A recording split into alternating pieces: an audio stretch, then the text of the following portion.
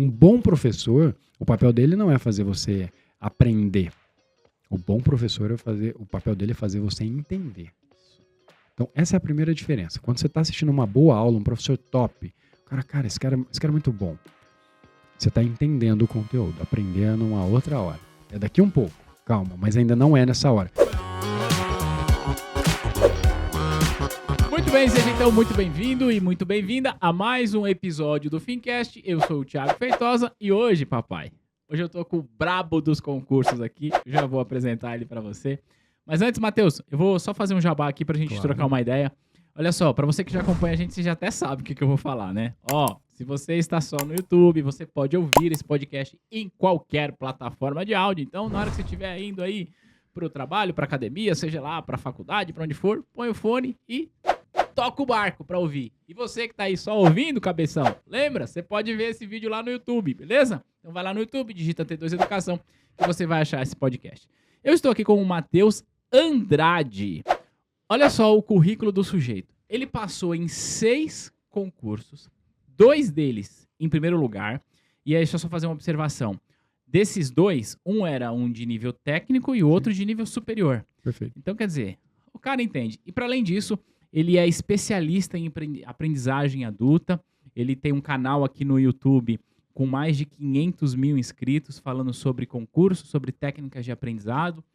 E faz tempo que eu estava querendo trazê-lo aqui. A gente conseguiu encaixar a agenda, porque você é do interior, né, Matheus? Sim. E a gente conseguiu encaixar a agenda, que inclusive ele veio para São Paulo para fazer um curso de neurociência. Depois eu queria falar sobre isso. E eu já vou passar a palavra, Matheus. Antes de eu te passar, só fazer aquela contextualização. Nosso canal, a maior parte das pessoas que nos acompanham são profissionais de mercado financeiro ou pessoas que querem trabalhar no mercado financeiro, seja na iniciativa privada ou ainda na iniciativa pública, trabalhando aí num banco estatal e por aí vai. E por que eu estou te falando isso? Porque, costumeiramente, eu costumo explorar as pessoas que ficou estranho, mas enfim, via de regra, eu costumo explorar a trajetória profissional das pessoas que sentam aqui nessa mesa, porque são pessoas que já estão atuando no mercado financeiro e serve de inspiração. Você, apesar de não ser uma pessoa de mercado financeiro, você tem uma história incrível do dia que você resolveu estudar concurso, como uma alternativa para você buscar uma qualidade de vida melhor. Eu acompanhei isso no material que você produz. Então eu queria explorar isso, um pouco disso. Qual foi o momento que você resolveu, que virou a chavinha? Como é que foi lá no começo? Você adaptar a sua rotina de comércio, que você trabalhava no comércio, mais o estudo? E depois falar muito sobre técnica de aprendizagem, que você tem usado aí de melhores práticas para isso. Pode ser? A gente pode explorar um pouco da tua trajetória? Pode ser. Vai ser um tema legal de a gente abordar aí. Legal. Então, mais uma vez, obrigado por você estar aqui. Vamos lá. Primeira pergunta que eu sempre faço, e eu vou tentar adaptar. A pergunta que eu faço para os nossos convidados aqui é a seguinte.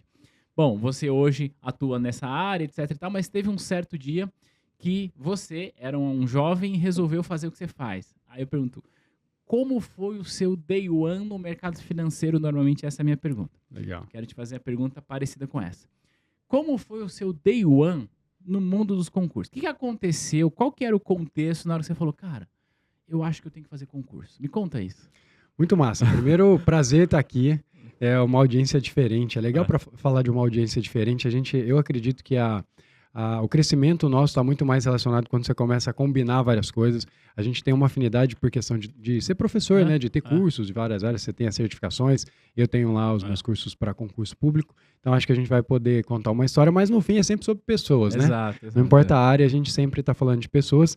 E respondendo a sua pergunta, eu costumo falar... Tem normalmente 2 histórias, mas tem uma que me marcou muito. Eu venho de origem meio humilde, né? E eu comecei trabalhando como operário de fábrica. Trabalhei boa parte da minha vida. Até os 21 para quase 22 anos, eu era operário de fábrica e não tinha feito faculdade, não tinha condições, né, de fazer uma faculdade e tudo mais. E quando a condição familiar, em um dado momento, eu consegui arrumar um estágio que mudou o jogo para mim. Eu saí da fábrica, entrei no estágio e aí esse estágio abriu algumas portas, né? Porque, na verdade, depois que você tem uma oportunidade de sair daquele ambiente, né? Eu trabalhava recluso numa fábrica, é meio fechado e tal. O meio que você está influencia muito, acabava impactando. E aí eu saí dessa fábrica e fui fazer um estágio num banco cooperativo. Ah, que legal. Eu trabalhei num banco cooperativo. Foi uma estadia curta, né? Que logo eu me formei. Eu comecei a fazer um curso técnico. Eu não tinha como fazer faculdade. não tinha como bancar na época, a faculdade pública estava fora de cogitação, e aí comecei a fazer esse curso técnico que me abriu a possibilidade de ser estagiário. Eu saí da fábrica, eu ganhava R$ 600, mais ou menos isso. Eu saí para ganhar 300 como estagiário, né? Que era a metade e sem nenhum benefício. Mas era só aquela vontade de mudar de vida, era a oportunidade de aprender alguma coisa e sair da fábrica e tal. E aí, com o passar do tempo, eu consegui ter algum crescimento, né, nas empresas. Eu saí desse banco cooperativo, fiquei por um tempo, e depois eu saí e acabei conseguindo arrumar um emprego numa empresa de autopeças e fiquei nessa empresa por um tempo. E algo que aconteceu comigo me marcou muito. Um dado momento eu fazia recrutamento de currículos. Eu era auxiliar de escritório, então eu recebia os currículos, né? E a gente estava abrindo vaga para entregador de autopeças. O cara que anda de moto ali, leva as peças, né? Entrega nas oficinas mecânicas e tal. E aí eu separava os currículos, né? O dono da empresa me orientava mais ou menos o que ele estava procurando, eu separava ali, a gente fazia de 5 a 8 entrevistas ali, né? Para selecionar 1, 2 pessoas. E aí me chamou muita atenção, eu peguei um currículo de um rapaz, de um homem, na verdade, o cara tinha por volta de 48 anos. E eu lembro que eu peguei o currículo dele, chamou muita atenção, porque o emprego anterior dele já tinha um tempinho, já fazia um tempinho que ele estava sem recolocação. Fora do mercado. E ele tinha um bom salário naquela época. Isso eu tô falando, assim, coisa de 12, um pouco mais, acho que uns 15 anos atrás. E aí eu peguei esse currículo dele e o salário anterior dele era por volta de R$ 8.000. Caramba. Que no interior ali era uma grana boa. Seria hoje sei lá, uns R$ 18.000, R$ 15.000, né, atualizado. Enfim, essa parte até eu deixo com você, mas seria algo, né, compatível com isso. E aí me chamou muita atenção, porque o salário naquela era que eu estava contratando era um salário de R$ 1.300. Caramba. E o cara tinha mandado currículo para um cargo para ganhar 1.300 e, pô, entregador na chuva, sol, risco de moto, é tenso. Normalmente eu pegava gente que estava em comecinho de carreira porque não arrumava emprego, ou o cara que, enfim, não estava dando certo em nada e era a última opção, ele caía ali. Eu olhei o currículo do cara e aí falei, cara, que louco. Ele fazia um tempo que estava sem recolocação no trabalho e estava ganhando... Disposto a ter um trabalho mais insalubre, né? Mais difícil, né? E aí eu peguei e levei esse currículo pro dono da empresa e falei, cara, olha aqui esse currículo e tal. Ele falou, não compensa contratar. Eu falei, por quê? Ele falou, esse cara ganhava muito. Então aqui ele vai ficar desmotivado rapidamente, tal, não vai funcionar e tal. Eu falei, cara, que louco. O cara não vai ter oportunidade porque ele ganhava bem. Enfim, coloquei o cara no processo seletivo pra gente conversar com ele, só para entender o contexto. E aí foi a entrevista, eu tava junto. E aí eu lembro que a gente começou a conversar, ele falou, o seguinte, ele tinha trabalhado numa empresa lá, e a empresa fechou. A empresa que ele trabalhava fechou e ele perdeu o emprego. E aí já de cara, você vê como ele já estava na defensiva, ele falou, eu tenho certeza que vocês devem estar muito preocupados porque eu ganhava bem. O cara já sacou. Já começou ele falou, eu já sei que vocês estão preocupados com isso e tal, mas o que acontece? Eu estou disposto mesmo a trabalhar, eu preciso trabalhar, não estou conseguindo recolocação, parece que o meu salário bom, parece que era uma coisa para ser boa, agora virou entre aspas, uma maldição, porque eu não consigo né, crescer e não consigo arrumar outro emprego e tal. E, enfim, o fato é que acabou não contratando, mas aquilo passou um filme na minha cabeça. Eu tinha 20 e poucos anos na época, talvez 25, 26 anos, e eu falei assim, cara, olha que louco. O cara tinha 48 anos, estava tendo que começar a vida novamente aos 48, tendo que reduzir, imagina, ele ia ganhar 15, 16% do que ele ganhava como entregador e tal. E aquilo me assustou bastante, assim. Eu sou de família humilde, não tenho pai e tal. Eu falei, cara, patrimônio não vai vir. Não tá vindo aí uma herança... Não nasci herdeiro, né? Não nasci herdeiro. Essa facilidade eu não vou ter. Eu falei, se esse não é o caso, eu posso ter que enfrentar isso. E eu já me imaginava chegando lá aos 40, 50 anos, tendo que mandar currículo também. Isso me assustou um pouco. Então ali, cara, eu tomei uma decisão do seguinte, cara, eu vou ter que trabalhar a vida toda. Beleza, ok, é o jogo. Inclusive, acho que trabalhar faz parte, né? É importante pra gente. Mas eu quero trabalhar em algo mais seguro. E ali foi o pontapé, assim, de começar a verificar o que poderia me dar mais segurança, e aí surgiu o universo de concurso público. Então eu parti fugindo de um possível medo ou de um risco que eu teria de perder o emprego. Então começou com isso, assim. Tem um ditado que dizem na internet, tem até, enfim, internet você não sabe quem criou, mas que a pessoa inteligente aprende com seus próprios erros. O sábio com o erro dos outros. Então você acabou sendo sábio. Não que essa pessoa errou, né? Uma circunstância da vida levou ela para enfrentar um desafio. Que diga-se de passagem, Matheus, é muito comum, cara. Infelizmente. É muito comum. Aqui eu tenho uma frase que eu sempre digo o seguinte, cara, a sua carreira, ela é maior do que o seu emprego. Total. Por quê? Você tem que estar sempre se qualificando, sempre evoluindo, aprendendo coisas novas. Por quê? Tudo que você aprende aqui, mesmo que hoje o teu empregador não te reconheça, você vai usar lá na frente de alguma Total. forma. Então, eu defendo bastante isso para evitar esse tipo de problema. E é só pontuar algo, né, que pode gerar um desconforto em quem está ouvindo, pensando, poxa, tal, porque a gente começa a se imaginar nessa situação. Tinha um ponto importante que também me chamou a atenção ali. Ele não se qualificou para manter aquele salário. É importante falar isso, que assim, tinha uma empresa que fechou e tal, mas o currículo dele não sustentava aquele salário de fato. Sim, se ele fosse um cara que tivesse se desenvolvido e ele valesse aqueles R$8.000, talvez ele recolocaria. Mas daí entra a importância da requalificação. Isso, perfeito. Então, se ele tivesse, se eu olhava no currículo, não tinha nenhum curso, não tinha nenhuma. Aí, nesse caso, a gente pode dizer que ele errou, né? Ele ter ficado desempregado talvez seja uma circunstância. Aí ele errou. Mas legal, a gente aprendendo com esse erro. Só que aí eu quero fazer uma provocação. Eu já sei a resposta, mas eu preciso colocar isso na mesa. Quando você decidiu fazer concurso, você só passou em primeiro porque você sempre foi uma pessoa muito inteligente, sempre se deu bem na escola, no ensino fundamental e médio, não é? Claro. Passava com as melhores notas. Sim, como é que foi isso? Conta pra gente. Como eu brinco, né? Eu destroio. Na escola eu destruía. Não, mas era muito ruim. E eu conto essa história. Eu falo que eu era analfabeto funcional. Tem gente que fala, pô, o cara tá exagerando. O cara tá exagerando. O cara tá forçando. Mas esse era real. Porque é o seguinte... Obviamente, quando você é muito novo, você já não se interessa pela escola. Exato. E aliado a isso, eu era de escola pública. Uhum. Aliado a isso, eu tive que começar a trabalhar muito cedo. Se você vai somando o pacote, já ficava difícil de eu ser bom na escola. Mas aliado a isso, eu era ruim mesmo de não dar bola nenhuma, né? Então, eu ficava de recuperação todo ano. Na minha época, a gente podia ficar de recuperação de 4 matérias. Todo ano eu ficava com as 4 matérias. Eu era assim. E se pudesse ficar de 5, você ia ficar de 5. Não, aí um dia eu fiquei de 5 e reprovei. Aí eu consegui fazer um esquema com uma professora. Ela me pediu para resumir o livro do ano. Eu cheguei para ela, chamava Malu. Falei, Malu, eu reprovei. E eu não achei que eu ia reprovar. Eu estava contando com as 4. Eu não imaginei que ela ia me colocar. Ela falou, Matheus, mas você não faz nada. Como é que eu vou te ajudar? Eu falei, não, Malu, mas faz alguma coisa para me ajudar, o que você precisa fazer. Ela falou, o seguinte, ela achou que eu não ia fazer.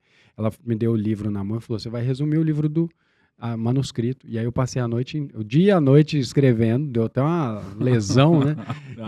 E ela voltou a minha nota lá, me colocou uma nota que dava na média e eu fiquei só com as 4 matérias e consegui passar de ano. E assim foi todo o período escolar, muito ruim, até que eu reprovei. No primeiro ano do ensino médio eu reprovei. Então eu venho de um histórico de quem não gostava de ler, era indisciplinado. E quando eu falo indisciplinado, uma das coisas que eu mais valorizo hoje é a disciplina. Mas o indisciplinado, ele só faz as coisas obrigado. Então, por exemplo, sua audiência.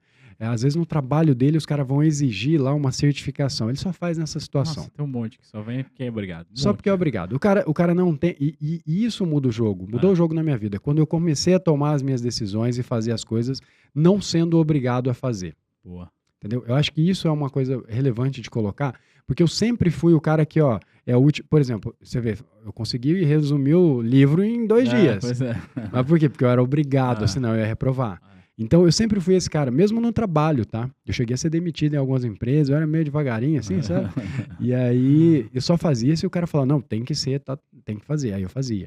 Mas eu nunca fui o cara de tomar a iniciativa e começar a fazer as coisas por iniciativa própria. Uhum. Então, quando eu era muito ruim, quando eu decidi concurso público, não era uma imposição de ninguém. Não tinha imposição da minha mãe, né? Não tinha imposição de ninguém na minha família. Eu sempre falo, né? Essa origem humilde, às vezes a pessoa fala, não justifica. Daí eu falo que a gente pode ser pobre, eu só não tenho cara de pobre, assim, miserável. Não que tenha uma cara padrão, mas às vezes o cara olha e fala, não sei não. Esse tá judiadinho, né? Esse tá um pouquinho mais. No meu caso... eu só vim com a falta de dinheiro, a cara enganava um pouquinho, mas a gente de origem muito pobre, morava de aluguel. A primeira casa que a minha mãe teve, eu tenho muito orgulho de falar isso, foi agora, eu dei a casa para minha mãe. Que legal. Esse ano agora, foi a primeira casa que minha mãe tem 63 anos, primeira casa própria dela. E você ajudou a construir, você conquistou para sua família, né? Sim, Então, assim, e na minha família ninguém com nível superior, ninguém concursado, então foi uma decisão realmente minha, isolada. Tiveram algumas influências, né, de pessoas que eu vi. Eu tive uma pessoa esposa do dono da empresa que eu trabalhava passou num concurso, aquilo me chamou muita atenção, porque eu falei, cara, é real, esse negócio existe. Então, foi esse o estupim. Mas aí foi uma decisão realmente minha, não foi uma decisão imposta. Então, se você está, de repente, fazendo um curso, alguma coisa, porque é uma imposição, talvez você não vai colocar a mesma força de vontade. Quando você tomar a decisão, falar, cara, eu vou fazer isso aqui por mim. Aí o jogo muda. Então, quando eu tomei essa decisão, foi o que eu brinco que é uma decisão definitiva, né? Porque não tinha concurso aberto, eu nem sabia qual concurso. Eu falei, cara, eu vou passar na carreira pública. A jogada para mim agora é isso. Legal. E aí eu entrei de cabeça mesmo, com um nível de energia muito maior do que qualquer coisa que eu tinha feito até então. Por iniciativa. Deixa eu só... Você falou um contexto sem saber, eu vou te falar o que acontece muito aqui. A gente recebe aqui na T2 pessoas que precisam da certificação. Seja porque elas são obrigadas, que é o que você falou, né? O empregador vai lá e obriga. E seja aquela que tem a iniciativa. Não, eu vou buscar essa certificação porque eu quero me qualificar. Olha o que acontece. Aquela pessoa que chega aqui porque ela é obrigada, ela vem, estuda, você diz, ai meu Deus do céu, eu tenho que fazer essa jossa. Aí vai lá, passa na prova e nunca mais aparece. Não é que não aparece na T2. Esquece o mercado, esquece tudo. Aí 5 anos depois ela fala, meu Deus, eu tenho que renovar minha certificação que eu tinha esquecido. E aí ela tem que se matar de estudar de novo. Por outro lado, aquela pessoa que está aqui por iniciativa, e muitas das pessoas que estão nos ouvindo agora, nos assistindo, são pessoas que estão aqui por iniciativa, por quê? Elas passam na prova, mas elas continuam ligadas, estudando, se qualificando, vendo material nosso, vendo outros materiais, vendo como estudar. Então, essas pessoas, na minha visão, independente de qual seja o caminho que elas escolham para a carreira, a probabilidade delas terem sucesso é muito maior, mas muito maior. Porque não vai entrar naquele problema desse senhor aí que foi a grande inspiração para você no concurso. Que foi um pontapé de motivação, porque eu não queria passar pelo mesmo que ele estava passando naquela idade. Mas isso é muito interessante, isso acontece também com concurso. Tem gente que às vezes estuda porque o pai pediu, porque a família pressionou, e normalmente o que eu acredito é quando você tem um drive mesmo de falar, não, eu vou fazer isso aqui por mim, vou fazer isso aqui dar certo. Porque eu sempre falo, né, querer todo mundo quer, né? Agora você tem que fazer por merecer. Pagar o preço, né? Pagar o preço e fazer por merecer, se comprometer com aquele objetivo. Então, quando ele é um objetivo que você decidiu, ele tem muito mais força, né? Não é uma imposição do mercado, como você disse, do empregador. Então, eu acredito muito nisso e que esse tipo de pessoa que busca algo por conta própria normalmente consegue se desenvolver mais. Eu disse aqui que eu sempre digo que a sua carreira é maior do que o seu emprego. Então, você está trazendo para mim o seguinte, que a sua carreira, seja ela na iniciativa privada, na iniciativa pública, em qualquer outro lugar, ela sempre vai ser maior do que a sua condição atual. Total. Você hoje também empreende, certo? E não existe nenhuma segurança do que o teu negócio vai dar certo. Nenhuma. Para que ele continue prosperando, você tem que estar se estudando, se esforçando, se empenhando, que é a mesma coisa que a gente faz. Mas voltando para a tua história, aí você decidiu estudar para o concurso público. Sim. Que ano era isso? E qual era a sua idade? Deixa eu entender um pouco mais sobre o teu contexto. Nessa época, eu tinha por volta de 24, 25 anos. Certo. 24 para 25, isso é 2010 mais ou menos. Foi quando eu decidi. Eu estava cursando faculdade, eu estava cursando nesse momento administração. A vida tinha melhorado um pouco. Em termos assim, não ganhava bem, nada, mas de onde eu estava na fábrica, né? Já tinha evoluído um monte ali. E eu tinha muita vergonha no começo, quando trabalhava na fábrica, porque a gente trabalhava muito mal vestido, o ambiente era pesado, assim, até mesmo a pessoa, sabe? Vários deles, e depois é engraçado, eu fui trabalhar depois, pulando uma etapa, né? Mas quando eu tomei posse, né, num dos empregos lá, eu trabalhava no fórum, e eu vi esses caras lá, mas assinando as questões as condicional, os caras, era questão criminal, judicial mesmo, penal, os caras estavam com problema, pensão e tal, os caras estavam, pô, você tá aí, o que você tá fazendo aí? Não, eu trabalho aqui, como assim você trabalha aqui? Os caras falavam, pô, era porque eu estava ali no ambiente de fábrica e tal. E quando eu decidi estudar para concurso público, eu estava terminando a faculdade. Eu lembro que nos últimos meses, assim, na faculdade, eu já estava bem... Eu comecei pesquisando, né? Pesquisando e tal, buscando saber um pouco mais a respeito disso, até que eu peguei e falei, cara, eu vou começar a estudar. O primeiro concurso que eu prestei era do Banco do Brasil. Legal. O primeiro concurso que eu prestei, assim... e aí tem uma vantagem, né? A faculdade de administração, ela ajudava. Sim, tinha uma base. Dá uma certa base para as matérias bancárias. Isso. Eu sabia que era o Copom, sistema financeiro. Eu tinha uma noção mais geral, assim, né, dessa parte financeira, Sim. e caía no concurso. Conhecimentos bancários. cara. Conhecimentos bancários, É. que caía na matéria conhecimentos bancários. Então eu tive um pouco de vantagem nessa parte. Também já tinha tido matemática financeira Legal. na faculdade, Ah, então eu tinha uma afinidade ali e tal, de calcular juros simples, juro composto ali e tal. Então tinha uma noção boa e acabou privilegiando, mas não passei no primeiro. legal. Acho que o concurso saiu depois que eu tinha me formado ali uns 6, 7 meses depois, né? Então, final ali de 2010, porque eu me formei em 2010, final de 2011, no meio de 2011 esse concurso saiu, não consegui, mas continuei estudando ali. E naquela época teve uma decisão inteligente da minha parte, hoje eu analiso. Porque, embora eu tivesse nível superior, os concursos de nível superior, eles têm muito conteúdo. Eu não sei exatamente qual que é a sequência das certificações, mas vamos pegar CPA 10 e CPA 20 que eu conheço. Tá. É como você já pular para CPA 20 sem fazer a 10, assim. Certo, aham. Lá seria tipo isso, mas até um pouco mais, a Sim. quantidade de conteúdo grande. Então eu optei por, eu preciso primeiro garantir uma estabilidade, um bom salário. Então eu queria o cargo final que era de auditor, que é até o cargo que eu passei, que era de fiscal. Mas eu falei, nessa jornada tem alguns pontos, tem alguns primeiros objetivos para chegar, Legal. né? Então eu optei por um cargo médio, né, de nível técnico, que são esses concursos, Banco do Brasil, Escrevente, INSS, são os mais famosos, assim. Então, iniciei a jornada estudando para esse concurso, mas, obviamente, sem técnica, muita vontade e pouca informação, assim. E por isso, eu acho que até demorei um pouquinho mais para passar em função disso, até que eu me liguei que tinha um caminho mais tranquilo ali. E também era uma outra época, né? Não tinha a quantidade de informações que tem hoje. Não tinha, por exemplo, um canal, não vou dizer o seu, não tinha um canal com 500 Não mil tinha. inscritos que traz esse conteúdo. Então, o desafio seu era muito maior. Aí você resolve fazer concurso, primeiro pelo Banco do Brasil não passou. E aí, qual foi o primeiro concurso que você foi aprovado? Então, o primeiro concurso que eu fui aprovado foi o concurso de escrevente. Eu tinha acabado de sair de uma Na verdade, eu tinha passado num outro, mas que eu não tinha nenhuma garantia que seria chamado. Eu fiquei em terceiro lugar num outro concurso. Só que o concurso eram 2 vagas. Então, eu não tinha uma garantia que eu seria chamado. você Era ficou 2 em vagas terceiro. mais cadastro de reserva. Poderia chamar, poderia não chamar. O que eu escolhi? Eu falei, cara, eu só paro de prestar concurso de nível médio, nível técnico, quando eu for aprovado. Eu não tenho que querer pular uma etapa, sendo que eu nem cumpri essa, que era um Boa, requisito para muito mim e legal. tal. E aí eu falei, eu lembro que eu fiquei muito puto na época, porque eu falei, primeiro porque eu não passei e fiquei muito próximo. Eu perdi no critério de desempate. A mesma quantidade de acerto, o cara era mais velho. Caramba. Tem isso em concurso. E aí eu fiquei muito puto, principalmente porque eu ia ter que continuar estudando para concurso de nível médio. Eu já queria partir para o concurso da carreira dos sonhos ali, né, que era fiscal. Mas eu dei um passinho atrás e falei, não, então preciso... Aí foi quando eu estudei para o concurso escrevente, aí eu passei em primeiro lugar.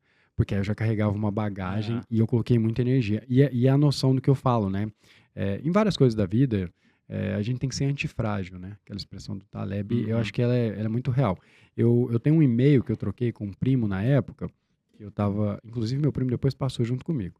E eu tava falando pra ele, eu falei, cara, eu não aguento mais bater na trave. Eu já tava batendo na trave em alguns concursos. E eu lembro que no final eu escrevi, o que eu vou fazer? Cara, eu vou me esforçar mais nesse, eu não vou deixar acontecer de novo. Então, tipo, não é só voltar e continuar estudando, é voltar a estudar mais. Melhor. Então, depois disso aí, eu fui aprovado em primeiro lugar nesse concurso. Aí, enfim, mudou completamente, que aí a confiança vem para os outros concursos. Aí comecei a passar em outros concursos de forma mais tranquila. Porque aí você tem confiança, aí eu tinha recurso, todo mundo confiava em mim, que até então ninguém confiava, né? Porque, pô, cara... só quer saber de estudar, não sei o quê. fala que tá estudando, o pessoal acha que é meio verdade. aleatório. Então, muda muito o jogo. Aí você passou nesse de nível médio. Aí, tomou posse? Tomei posse, exerci. Enquanto você exercia, você continuou estudando. Continuei estudando. Pro de auditor fiscal, é isso? No caso, fiscal de tributos, né? Fiscal de E tributos. você tomou posse também. Esse eu não cheguei a tomar posse, passei em primeiro lugar também. Legal. Mas aí tinha toda uma discussão lá, teve uma questão orçamentária, órgão, só para você ter ideia do que aconteceu. E é a noção de ser antifrágil, né? Pouca gente sabe dessa história, mas eu fui convocado, saiu lá no Diário Oficial para eu tomar posse. Eu fui, fiz exame médico, fiz exame psicológico. Eu lembro que eu fui abrir a conta, e provavelmente você vai entender muito mais que eu. Eu fui abrir a conta no Banco Santander, porque o órgão pagava pelo Santander. Eu cheguei lá para abrir a conta, o cara falou, não, sua conta não é aqui. Eu falei, como assim minha conta não é aqui? Ele falou, sua conta é do Santander, acho que é Van Gogh que chama? Van Gogh, Van Gogh. Ele falou, sua agência é da Van Gogh, porque eu ia ganhar 18 pau por mês. Caramba. E aí eu falei, como é que é? Ele falou, sua conta não é. Eu me senti o máximo. Né? Agora, como diz o povo da internet, agora o pai tá estourado, né? Exatamente, agora o pai tá estourado. E aí eu falei, caramba, né? Agora a coisa mudou, nem a conta não é aqui. Eu já tinha o carro que ia comprar, tava tudo lindo na cabeça. Aí entraram com uma ação, na verdade eu tinha uma discussão política lá e tal, que não tinha nada a ver comigo, que era em relação ao segundo colocado e uma moça que tinha ficado deficiente, porque tinha estão convocando eles porque ele é amigo enfim, ele tinha relação com a prefeitura, enfim, um rolo. Não tinha nada a ver comigo, eu fui atingido sem ter nenhuma relação com isso, e eu fiquei muito mal na época e voltaram atrás na convocação, coisa muito bizarra, não é comum de acontecer, e voltaram atrás. E eu entrei com ação, né, mandado de segurança, você entra na justiça para, tá aqui, assim, foi nomeado, foi primeiro colocado, não tem. E aí, no primeiro grau eu ganhei, mas eles tinham o risco de eu perder no segundo grau. E como eu trabalhava no fórum, eu conhecia todos os juízes, né, alguns juízes, os advogados, e gente me orientou, falou, cara, eles são muito pró-administração pública, você pode perder no segundo grau. E se eu perdesse, eu ia perder os 2 cargos, porque eu teria que sair do cargo que eu estava para tomar posse no outro. E aí eu fiquei com esse risco. Eu lembro que eu falei para minha esposa, falei, eu vou tomar posse nesse outro cargo, só que eu posso perder. E se eu perder, eu perco os 2. Porque no outro eu já exonerei, eu já teria saído. E aí eu fiquei fiquei mal uns dias, né? Eu já tinha ficado muito mal quando aconteceu isso aí. Fiquei mal real, assim, porque, cara, tudo que você não quer é insegurança, né? Claro. Eu entrei para ter a segurança. Aí. E aí, nesse meio tempo, eu conversei com minha esposa, ela falou, não, então não vai, é muito arriscado, faz outro, não sei o que. Eu falei, não, mas não tem como, eu ia ganhar quase 3 vezes o que eu ganhava de funcionário público, né, porque eu ganhava 6 mil na época, eu ia ganhar 18. Eu falei, cara, não tem como não ir. Eu falei, eu vou até para arriscar, vamos ver. E aí, acabou que eles conseguiram um efeito suspensivo, eu não precisei exonerar. Só que nesse meio tempo deles conseguirem esse efeito suspensivo, eu fiquei pensando, beleza, o que eu posso fazer que se eventualmente eu não tomar posse, vai me dar alguma renda até eu passar em outro concurso. A minha ideia era concurso. Então eu falei, o que eu posso fazer? Porque concurso leva tempo. Você passa até ser nomeado e tal. E aí me veio esse negócio de, cara, todo mundo me pergunta sobre concurso público. Como que eu passei? Então, porque, os caras que me conheciam da escola, falam, esse cara não passou. Não. Não a história não fecha, a conta não fecha. Os caras me conhecem por apelido e falam, mano, meu apelido lá era Tintim. Não, o Tintim não passou, isso aí é conversa. E aí gente me procurava e tal, eu falei, cara, a galera sempre me pergunta de concurso público. E aí eu decidi, eu falei, cara, eu vou começar a falar sobre isso aqui e ajudar uma galera, vamos ver qual que é. E aí comecei a fazer... comecei sem internet, sem nada. Eu coloquei no meu Facebook na época, comecei a vender mentoria lá. Vendi 3 mentorias. Inclusive a minha aluna 01 participou comigo no podcast que a gente tem. Que legal. Ela foi aprovada agora, ela é minha aluna 01. Eu falo que foi a primeira pessoa que eu enganei nesse universo. Mas ela... E aí eu comecei a ver... Mas parou. 3 e parou. Porque o acesso que a gente tem é muito pequeno, né? Poucas pessoas. E santo de casa não faz milagre. A galera que tava ali também fica, vou comprar curso do cara e tal. Aí comecei a gravar vídeo no YouTube. E aí gravei vídeo e tal, falando que tinha sido primeiro colocado, um concurso famoso, né? Que era de escrevente. A galera começou, o cara passou em primeiro, minha nota foi muito alta, né? 97% de acerto. Caramba. É tipo quase gabaritar. E não era formado em Direito, que tem muito cara que vai que é formado em Direito e tal, e todo esse histórico. E aí a coisa começou a andar, no fim, o projeto que era para tampar buraco ficou o projeto gigantesco, né? Mais de 500 mil de inscritos, enfim, o conteúdo já foi... nem sei quantos alunos. Hoje minha esposa estava me perguntando, nesse ano, porque a gente muda todo ano, tem quase 3 mil alunos, e pouco mais de 3 mil, na verdade. Então o projeto ficou muito grande. Então o que era uma coisa para tampar uma... buraco. E adivinha, no segundo grau eu perdi. Olha só. Perdi, das coisas mais bizarras que tem. E eu não tenho nenhuma tatuagem, sabe? Eu não tenho nenhuma tatuagem no corpo. E eu sempre falo que se eu fosse fazer uma tatuagem, seria obrigado prefeitura lá, obrigado. Porque os caras me ferraram e no fim Acabou que deu certo, como diz o Capitão Nascimento, eu caí pra cima, né? O errado que deu certo. Né? Errado que deu certo. Então, mas é tudo relacionado a essa noção, né? De ser antifrágil. Era um negócio que era pra acabar com a minha vida, eu podia ficar, eu brinco, viúva de concurso, falando, mas teve um concurso uma vez. Não, eu entrei em movimento e fiz a minha parte e a coisa... tomou outro rumo. Isso vai ao encontro do que você falou, de você fazer as coisas por iniciativa. Cara, eu vou fazer isso. E a ideia é contar a tua história, mas assim, a T2 nasceu porque eu fui demitido do banco. É sempre assim, Eu dou cara. graças Muito a Deus louco. todos os dias que eu Não é? falei. Não é? É tipo, é a maldição de. Ah, Na verdade, é uma bênção vestida de maldição. exato, é isso mesmo. Hoje, olhando pra trás, eu falo, meu Deus, foi a melhor coisa. Na época, você fica, o que que aconteceu? O mundo cai, né? Nossa, eu fiquei. Ah, Quando teve essa reviravolta, eu fiquei doente, cara, no final do ano. Eu sou, assim, eu praticamente. Eu tomei antibiótico a última vez há 8 anos atrás, eu não fico doente. E aí eu tive uma infecção de garganta, e aí eu tinha acabado de tomar antibiótico, eu tive que tomar de novo. Aí a médica falou pra mim, Matheus, aconteceu alguma coisa com você, assim, recentemente? Eu falei, sim, aconteceu. Ela falou, ficou alguma coisa, assim, tipo, entalada. entalada? Eu Olha falei, só. total. Eu falei, ela Essa deve aí. ter. Falei, a senhora sabe, né? Ela É, falou, não, é porque não é comum, você não é nem de ficar doente. Tipo, a última vez que tomou antibiótico, eu tomei quando eu tirei o siso. Não foi nem porque eu tava doente. Porque caramba. eles te dão meio É, que de é, precaução. é. E aí, então, assim, é óbvio que eu fui no osso ali, eu fiquei muito mal. Porque imagina, eu tinha despedido de todo mundo. Eu tinha falado pra Nossa. todo mundo, eu tinha colocado no meu Instagram que eu tinha sido convocado. Aham. E aí a galera chegava pra me dar parabéns e eu E aí não você falou, tava. cara, e Não deu aí? certo. E aí, isso que você falou agora é muito forte, porque assim, quando a gente se submete a um exame, eu quero entrar mais nas nuances dos conteúdos que você compartilha, mas, inclusive, eu vi você falando isso em algum material, em algum momento que eu não lembro exatamente, mas, obviamente que eu vou parafrasear. Quando você se submete a um exame, seja de certificação, de concurso, etc e tal, além da questão da sua aprovação no exame, tem uma questão também de aprovação social, Total. no sentido, as pessoas que estão envolvidas nisso. Então, os meus familiares, meu esposo, minha esposa, meu marido, meu filho, todo mundo sabe que eu estou estudando, os colegas de trabalho e tal. E eu falo que as pessoas elas não têm medo de reprovar, elas têm medo de contar pro chefe que não passou. Esse é o medo, Lógico. né? Eu já vi você falando isso em algum lugar, aí, mas sobre o histórico que a pessoa tem de reprovação e tal. Aí, Matheus, agora já voltando, vindo para o momento atual, você resolveu ajudar as pessoas para tampar um buraco, né? Que você cita isso, muito Sim. legal. Só que com o mesmo ímpeto que você resolveu estudar para o concurso, você resolveu estudar sobre neurociência, processo de aprendizagem de adulto e tal. E você traz dicas interessantíssimas no seu canal. Como é que foi isso também? Que momento você falou, cara, eu tô falando sobre isso, mas eu preciso entender um pouco mais dessa andragogia, deixa eu explorar isso. Como é que foi os seus primeiros passos nesse processo de aprendizagem para adultos?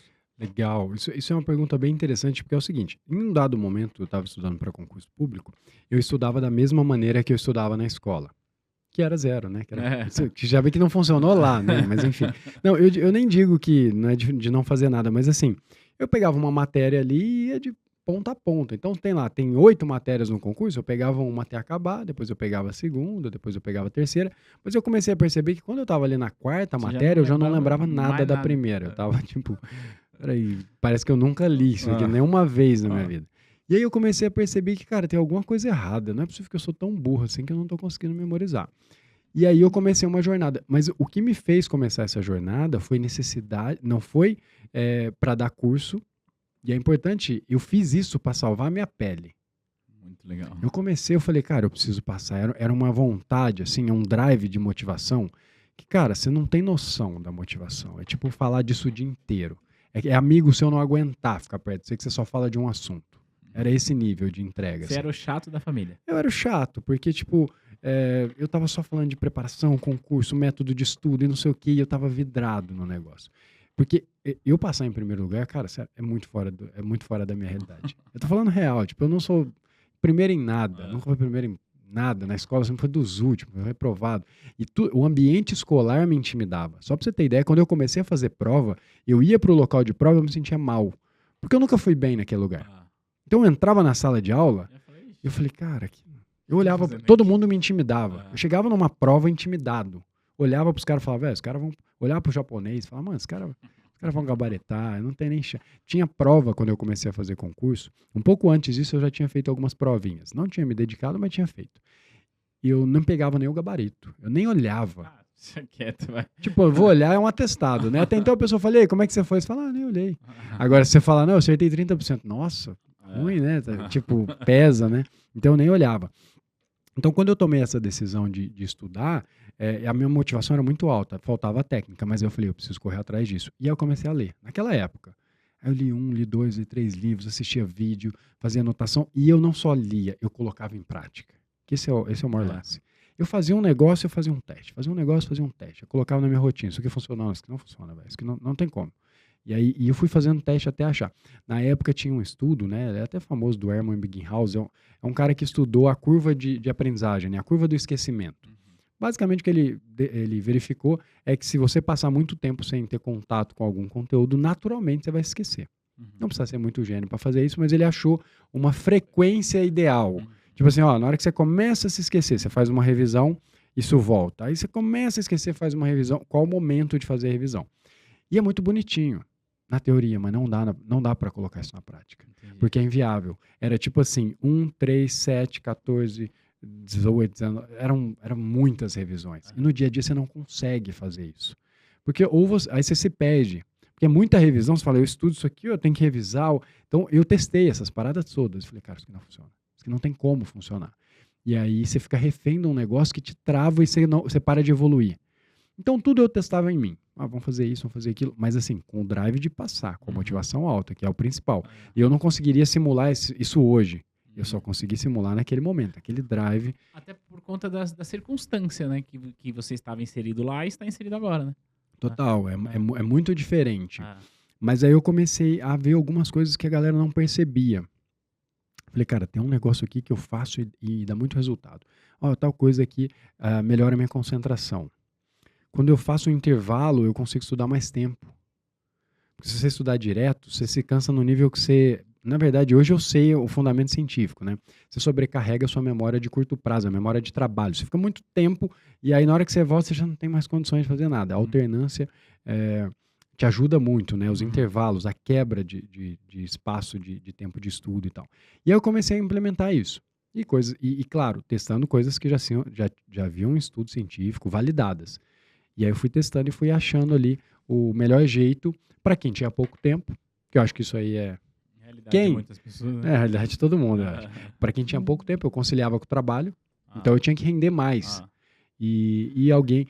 por exemplo, eu teve uma época que eu parei de fazer atividade física. Eu sempre fui muito ligado nisso, mas eu parei porque com aquela... Vou me dedicar ao estudo. Vou me dedicar mais ao estudo. Cara, 30 dias depois o meu estudo estava pior. E eu ficava, cara, o que está acontecendo? Eu ficava tentando entender. Eu tenho 1 hora a mais de estudo, mas não está rendendo. Então, assim, tudo eu testei em mim primeiro. Antes de falar, o aluno fala, cara, eu falo. Até hoje, quando eu vejo algum estudo e tal, eu testo em mim, depois eu testo num grupo de alunos menor. Eu pego um grupo de alunos avançados, coloco lá, a gente faz o teste e depois eu valido para passar ou não para os alunos. Entendeu? Não só, saiu uma modinha. Não, a gente tem que tomar um certo cuidado, porque algumas coisas não são... estudo é muito... dependendo do estudo, se ele não tiver uma base científica muito grande, ele ignora alguns fatores relevantes. Tal. Então é perigoso também. Só estudo não é a solução do mundo. É bom testar também na realidade. Tem que testar. Tal. Então, eu comecei a testar isso e nisso eu comecei a ter mais resultado. E aí começaram a vir os resultados nas provas. Subir a quantidade de acerto e depois vieram as aprovações. E só para você ter uma ideia, num concurso que eu passei em primeiro de escrevente, que é um concurso relativamente grande, ele é regionalizado. Mas eles fizeram uma tabela do estadual, era um concurso estadual. Tinham 240 mil candidatos. 240 mil. Eu fiquei em nono lugar. No geral. De 240 mil. Na minha região fui primeiro, mas no Brasil inteiro eu fui o nono. Cara, eu duvido que qualquer um dos 1000 primeiros tiveram um histórico escolar que eu tinha, ruim na escola, que não eram formados em direito. A maioria dos caras eram todos formados em primeiro. No fórum que eu passei, por exemplo, já tinha lá os 10 primeiros que passaram junto comigo, 7 formados em direito. A grande massa, o segundo era formado em direito, o terceiro, o quarto, o quinto, o sexto. Aí o sétimo que não era, acho que o oitavo e o 10º, assim, mas era um ou outro que não era formado em direito. E tudo galera que estudou em escola particular, escola boa. Então eu vi que, cara, tem alguma coisa diferente no que eu faço. Além da motivação, essas técnicas estão realmente funcionando e estão me diferenciando. E aí eu comecei esse trabalho de ensinar isso e trabalhar estratégia também, porque também tem estratégia. Qual matéria que você começa primeiro, como é que você faz, estratégia de prova, enfim, tem várias coisas que a gente vai aprendendo. E aí eu comecei a compartilhar isso. E aí eu vi a necessidade de cada vez melhorando mais. Quando eu comecei era só essa parte de técnica, hoje eu tenho uma escola, assim como você também, então a gente tem mais de 15 professores, tem uma metodologia, o cara dá aula no padrão que a gente desenvolveu Então, a duração da aula, a dinâmica da aula, como que ele conduz a aula, tudo pautado no que mais funciona para a aprendizagem de adulto. Por isso, você coloca o cara para assistir uma aula mais de 1 hora, cara, ele não vai terminar. Não vai. Ele nem começa. Ele não começa, esse é o problema. Então, tem várias técnicas para deixar o aluno, até o professor em evidência, não colocar muita informação, tal, porque é questão visual também, e a gente orienta. Então, aí eu montei essa parte dos professores, mas eu falei, cara, ainda falta mais. E aí eu comecei a estudar neurociência, falei, eu preciso fazer uma especialização nisso aqui, e é o que eu tenho feito agora para me desenvolver ainda mais, e cada vez mais, embora tudo que eu fale está sendo validado na faculdade, cara, é muito diferente quando você tem uma certificação, Sim, né, que valida aquele conhecimento prévio. Você tem muita coisa que você aprendeu, agora você foi para comprovar e falar, não, além daquilo que eu pratico, eu também tenho essa parte acadêmica aqui. Isso, entender o porquê. Por que funciona? É muito legal. Aí você começou a dar aula sobre isso e as coisas foram evoluindo. Hoje você tem uma escola com 15 professores, com milhares de alunos, milhares de aprovados em vários concursos. Queria entrar um pouco mais nisso. Legal. O que você considera que é algo relevante que você pode compartilhar em relação ao processo de aprendizagem de adulto? Legal. E eu vou ficar aqui fazendo check para ver se eu já estou aplicando isso aqui na minha escola. Legal. É legal, mas assim, muitas coisas são intuitivas, mas é legal a gente validar. Primeira coisa é o adulto entender que o mecanismo dele de aprendizagem mudou. Até os 25 anos, e não é exatamente aos 25, é por volta dos 25, você tem o que a gente fala neuroplasticidade a seu favor. O que é isso? Você pega uma criança, eu estava com a minha filha aqui, né? Você conheceu. Minha filha tem 7 anos. A minha filha, ela vê um TikTok e ela aprende a dancinha do TikTok. Basta uma vez. 1, 2 vezes ela já sabe a letra, ela já sabe a dancinha do TikTok. Vai eu e você tentar aprender essa dancinha do TikTok de uma vez. Então, a criança, basta ela estar num ambiente que propicia. Ou seja, ela aprende de forma passiva. Basta ela estar... Então, é comum você ver, por exemplo, filhos de músicos que tem uma percepção musical muito boa, que o cara se desenvolve muito fácil. O cara é cantor na igreja, os filhos de repente estão cantando também. É o ambiente que faz. Existe até um livro do Hábitos Atômicos que ele conta a história de um pai que queria estimular as filhas a aprenderem xadrez. E aí ele conta essa história e ele montou uma sala de xadrez na casa dele. E todo mundo jogava xadrez e tal. Uma das filhas foi campeã estadual e a outra filha foi campeã nacional de xadrez nos Estados Unidos. Só pelo ambiente. Ele não tinha nenhum... Não é que elas tinham uma habilidade, mas ali, a competição entre elas, o estímulo. Então, a criança aprende. O adulto, a gente já não tem essa neuroplasticidade tão ao nosso favor. O que muda o mecanismo de aprendizagem. A gente começa a depender muito mais da aprendizagem ativa. O que é a aprendizagem ativa? Não basta só estar no ambiente. Você precisa se desafiar e se colocar. Então, por exemplo, aprender um novo idioma. Se bastasse só ouvir o conteúdo, todo mundo seria bilíngue, né? Porque a gente consome conteúdo em inglês. Né? Adulto, até mesmo a criança e tal. Importante, a criança ela aprende de forma passiva também, mas se for estimulada de forma ativa, ela aprende mais. É importante que esse é o principal mecanismo. É que ela tem a vantagem de conseguir aprender de forma passiva e a gente, depois dos 25 anos, a gente perde um pouco dessa capacidade, ou perde muito e depende muito mais dessa forma ativa. Então, a primeira dica para quem quer aprendizagem de adulto, quer aprender um novo conteúdo, que você quer estudar, você precisa começar a se desafiar a estudar ativamente. O que é estudar ativamente? O primeiro conceito de estudo ativo é você estar alerta. Por que eu estou falando isso? Porque eu fui aluno ruim de escola. Eu era o cara que estava caído na carteira, sabe? Quando você está caído, morto. Esse cara caído não aprende. Não vai aprender. Esse cara não aprende. Então, não aprende dormindo. Lembra, na minha época, eu não sei quantos anos você tem, eu tenho 38. Eu tenho 39. Então a gente está na mesma faixa etária. Tinha um negócio do cara comprar CD e ouvir dormindo para aprender. Isso está completamente... Se você pesquisar no YouTube, vai ter lá, aprenda inglês dormindo. Dormindo, deve ter, provavelmente tem. Isso já quebra a lógica, você precisa estar alerta. Então, quando eu falo de estar alerta, o cara estar minimamente numa posição em condições de aprender. Então, estudar caído, estudar deitado. Tem aluno que me pergunta, posso estudar deitado? Eu falo, se você conseguir. Se eu deitar e estudar, eu durmo. É o que é. Eu duro alguns segundos de estudo. Então, não existe isso. E quando a gente fala de uma postura ativa, Existem alguns escritores, tem um cara que chama John Medina, e ele fala sobre isso. Ele até brinca que ele fala que a gente deveria ter aula na quadra de esportes e não na sala de aula. Porque é quando você está, o seu corpo, né? Eu sempre explico para os alunos, corpo, mente. É corpo-mente. Uma parada só. Não é corpo e mente. É uma parada só. Toda a irrigação, o seu sistema circulatório vai oxigenar seu cérebro, vai te dar mais condições. Então, por exemplo, vou dar uma dica que é uma coisa que eu faço, quem estiver ouvindo, de repente, ou assistindo, pode colocar em prática. Quando eu tô com um pepino para desenrolar, eu saio andando. Esse John Medina, ele tinha uma esteira no escritório, que é bem legal. Então, quando ele tinha um problema, ele saía andando. E começa a fazer isso. Sabe fazer uma caminhada, você volta com o negócio resolvido.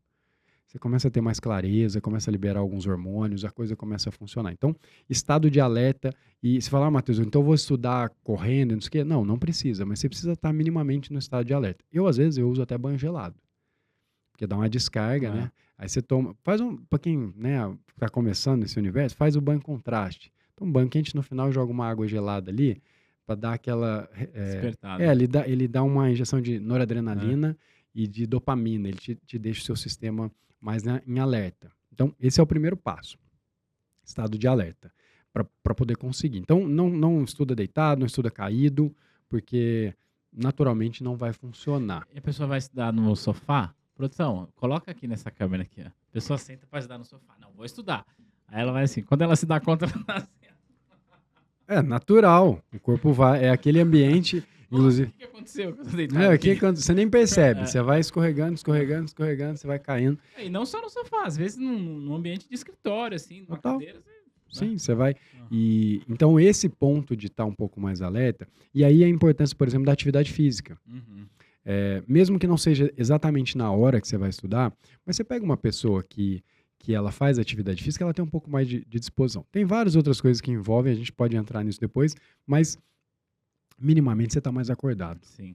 Então você faz ali uma atividade física, aquilo desperta o seu sistema e aí você senta para de repente assistir uma aula, você está em estado mais de alerta para conseguir estudar. Isso é um ponto importante. Segunda coisa, você precisa estar focado. E aí, esse eu adoro, porque assim, uma galera começa a querer estudar com 1000 distrações. E eu falo por mim, cara, o que mais tem hoje é coisa para roubar a sua atenção. Nossa. Não, eu acho que ninguém, né, assim, óbvio, as outras gerações não tiveram isso. A gente foi ter isso depois dos 20. Mas se você pegar 50 anos atrás, não tinha isso. Não tinha nada, nem parecido. Hoje a gente tem 1000 estímulos. O celular é o principal deles, mas ali dentro tem um universo de ferramenta feita para te viciar e para te distrair. Então, assim, sentou para estudar, você precisa estar focado naquilo. O que não vai funcionar? Você sentar focado e mexendo no celular. Ou mesmo, tem um estudo muito bizarro que foi feito, que ele fala que ele rouba até 20% da sua atenção, mesmo que ele estiver desligado. Olha só, tô aqui, tô estudando. Meu celular tá aqui. Eu tirei a bateria. Hoje não tem mais isso, na nossa época tirava. Tirava a bateria. Tirava. Hoje não tira mais. Mas vamos supor que ele esteja completamente desligado e tá morto. Eu sei, tá desligado. Você fica com uma janela no segundo plano, porque aquilo é um estímulo de entrada de coisa. Então o seu cérebro sabe, é como se ele tivesse ali é um ponto de entrada de informação. Ele deixa uma janela aberta, igual no computador, quando você deixa um monte de janela aberta, ele deixa uma janela e ele consome até 20% da sua atenção, desligado, fora da bateria. Agora você imagina na sua mão, ou bipando e notificando. Então, focado é uma parada muito séria. O que eu já dou de dica pra galera que vai estudar? Cara, arruma sua mesa. É importante. A parte visual, ela impacta muito nessa questão de você se manter focado para fazer uma única coisa. Se a sua mesa está toda bagunçada, real, você vai se desconcentrar mais fácil. Então, arruma sua mesa. Tem gente que usa, por exemplo, e tem alguns estudos sobre ruído branco. Ruído branco funciona. Eu não sou muito adepto, não sei se você já viu, você joga lá no YouTube, ruído branco. Não conheço esse. É um barulho tipo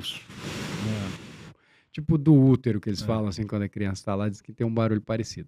Enfim, você tem o ruído branco que é para tirar um pouco da ambiência e te colocar concentrado. Eu não uso muito, tem gente que se adaptou muito bem. E tem também um outro estudo do Lozanov que fala sobre música clássica. E aí tem uma questão do beat, da música, entrar uma onda no seu cérebro, enfim, não precisa entrar nisso, mas para alguns é interessante. Funciona. Funciona, porque às vezes você tem...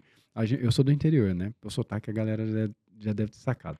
E passa o carro da pamonha, velho. Ah, Aqui não passa o carro da pamonha, mas lá mas passa. passa do gás. Passa do gás. Então passa e aí te tira a atenção. Às vezes você tem alguém na família, quem estiver assistindo ou estiver aqui, pode comentar, cara, parece que a sua família, quando você decide estudar, Não. ela faz um pacto pra te derrubar, né?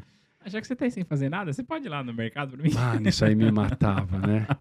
Não tô sem fazer nada, eu tô estudando. Não, mas daqui a pouco você volta, isso aí é igual. Não. Então, assim, tem um pacto que eles resolvem. Quem não gostava parece que só escuta música, sei lá, só funk. O vizinho começa a tocar só funk. E aí você fala, não é possível, deve estar me sacaneando. Então você coloca um fone desse, vai te ajudar, com a música clássica, vai tirar um pouco do ruído e vai te colocar. Essa questão visual de tirar Ambiente, né? do ambiente, né, faz muita diferença. E tem um outro ponto, tem um estudo que foi interessante que eles fizeram. Quando você olha para um ponto, o nosso foco está muito relacionado com a parte visual.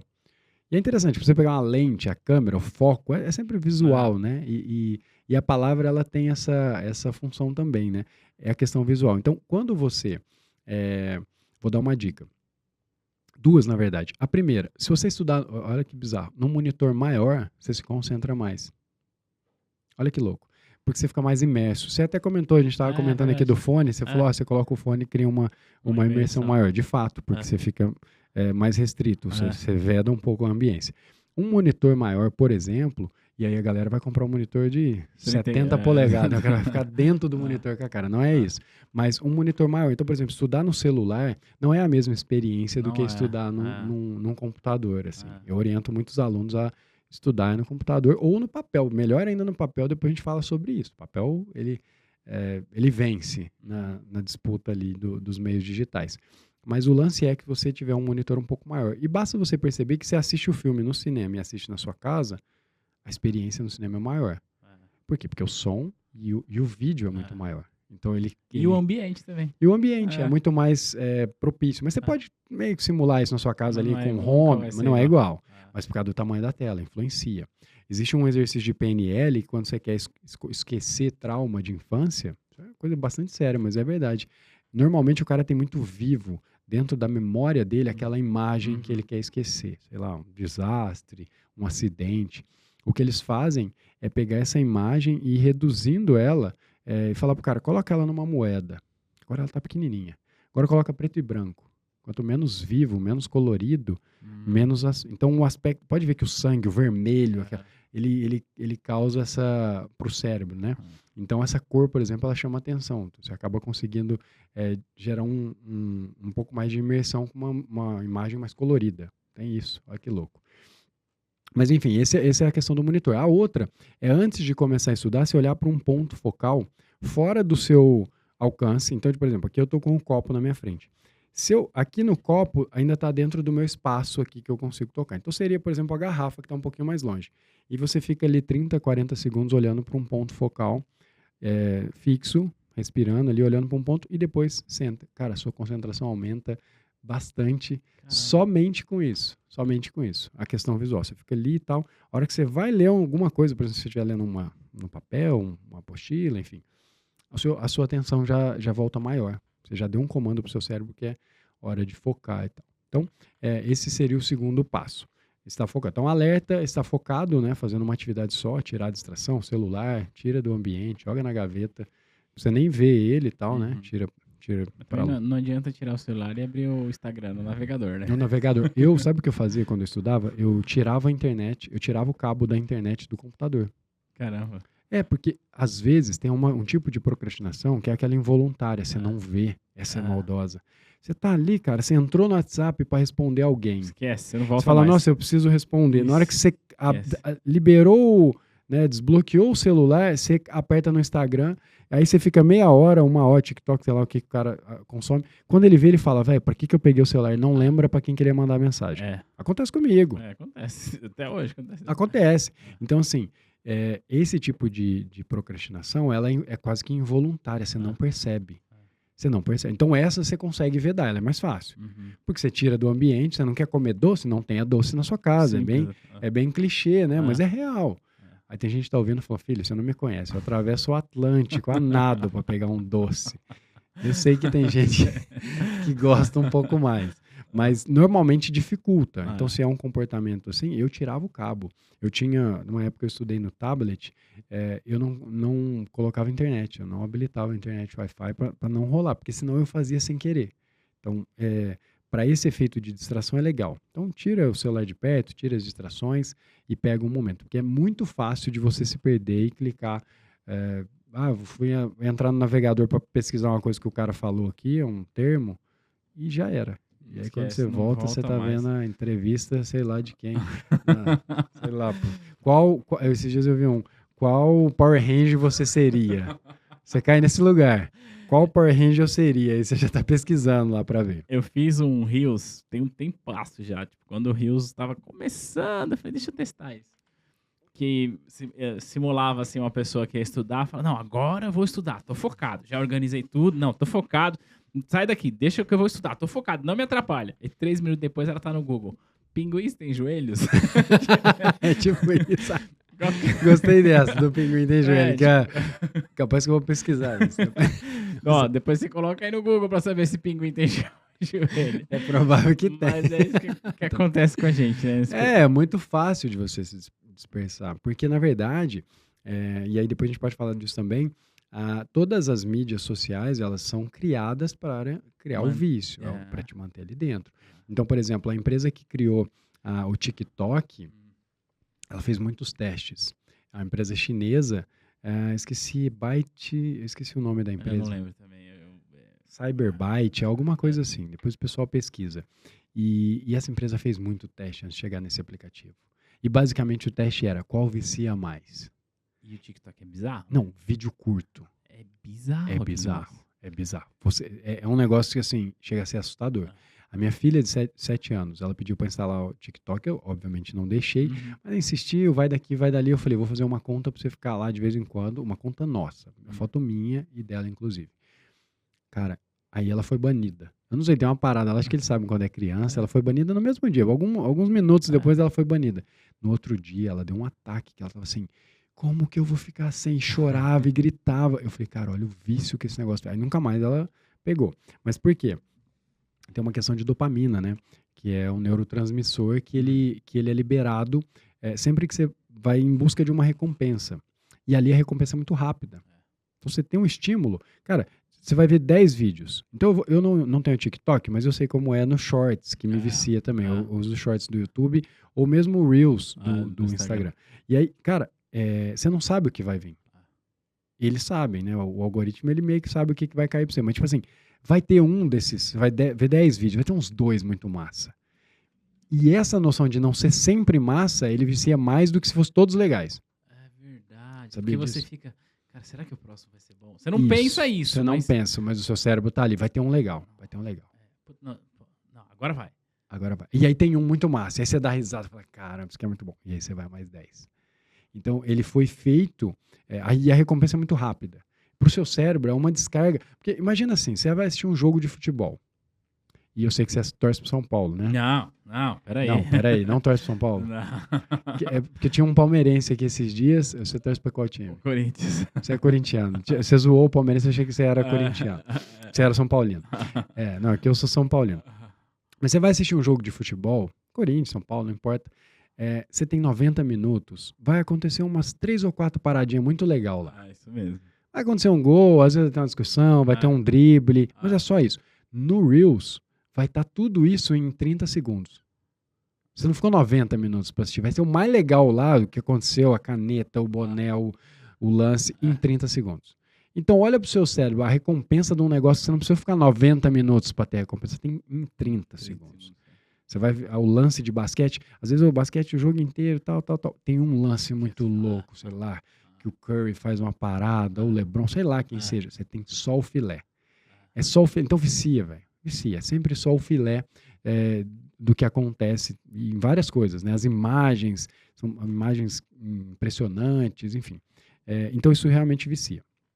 É porque eu estou falando disso, estou falando dessa questão de distração, de você tirar essas distrações e ficar muito alerta, porque isso é realmente um ladrão. Terceiro ponto, e a gente já fecha aqui praticamente, é a questão do estudo ativo. Gosto disso. Porque é o seguinte, o estudo passivo é o que eu comentei, né? Funciona muito bem para criança, porque a criança está ela está recebendo um estímulo, ela acaba aprendendo. O estímulo ativo, o estudo ativo, ele pressupõe uma entrada e uma saída de informação. Na verdade, um processamento e uma saída. Então, enquanto o estudo passivo é uma entrada de informação, o estudo passivo tem um processamento e uma saída. Então, a diferença principal é essa. Então, imagina que, fazendo uma analogia com o aplicativo, eu cheguei aqui hoje, por exemplo, dirigindo com o Waze. E eu consegui chegar aqui, claro, o Waze veio me guiando.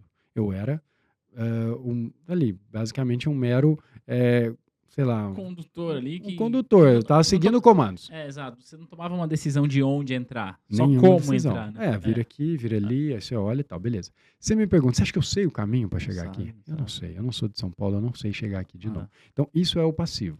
Como que você vai aprender um caminho de fato? Quando você fizer esse caminho algumas vezes sozinho.